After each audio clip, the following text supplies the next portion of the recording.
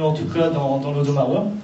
Alors en tout cas, j'espère que cette réunion se déroule autour d'un sujet qui nous a tous touchés profondément depuis quelques mois. C'est bien sûr le CPE et la loi sur l'égalité des chances. Alors je vais essayer de retracer quelques grandes dates qui ont marqué Saint-Omer. Alors en gros, depuis le mois d'octobre, nous parlions du CNE. Le CNE, Saint-Omer ne s'était pas beaucoup mobilisé sur la question.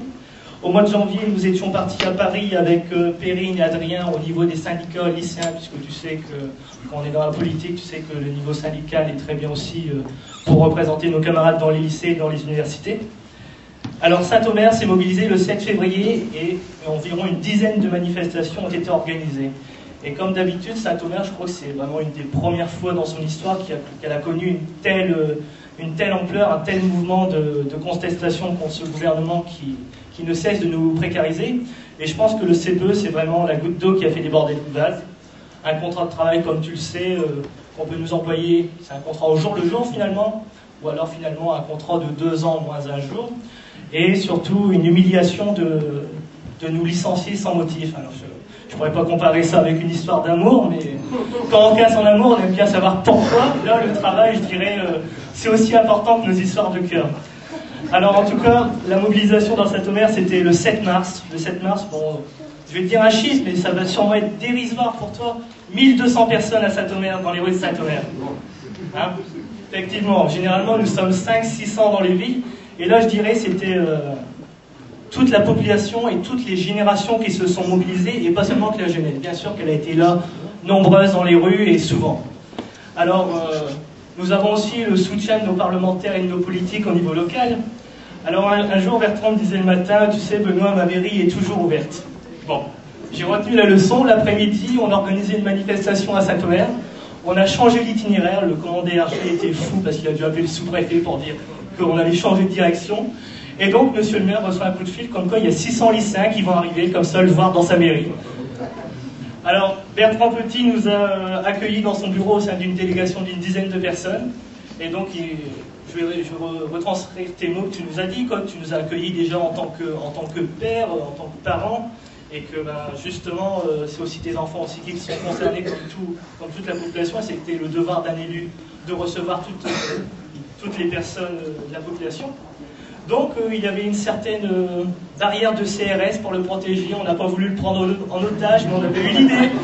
Ça aurait fait les grands titres dans les journaux dans la région, Bertrand Petit pris en otage par une bande de lycéens. Enfin bon, nous ne l'avons pas fait. La semaine qui suit, c'est Michel Lefebvre, quand nous avons organisé une manifestation à jeudi, qui a chaussé ses baskets, et qui est venu dans la manifestation avec nous. Donc il a pris soigneusement le mégaphone et sur le perron de la mairie de Saint-Omer. C'était aussi symbolique, je pense. Donc, désormais, nous avons vu le mouvement de contestation a gagné. En tout cas, il a gagné sur l'article 8. Tu sais que, finalement, c'est une abrogation. En tout cas, pour cet article.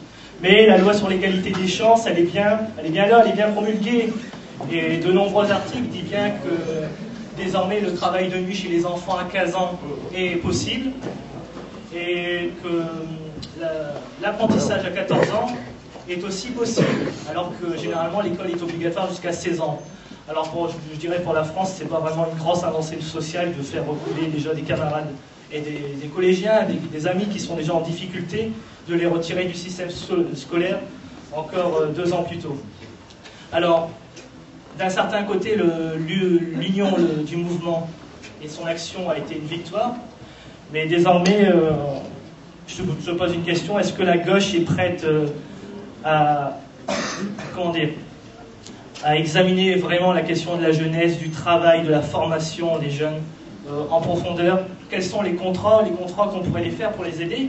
Alors par exemple, ici dans la région, on a entendu d'un contrat comme Eva.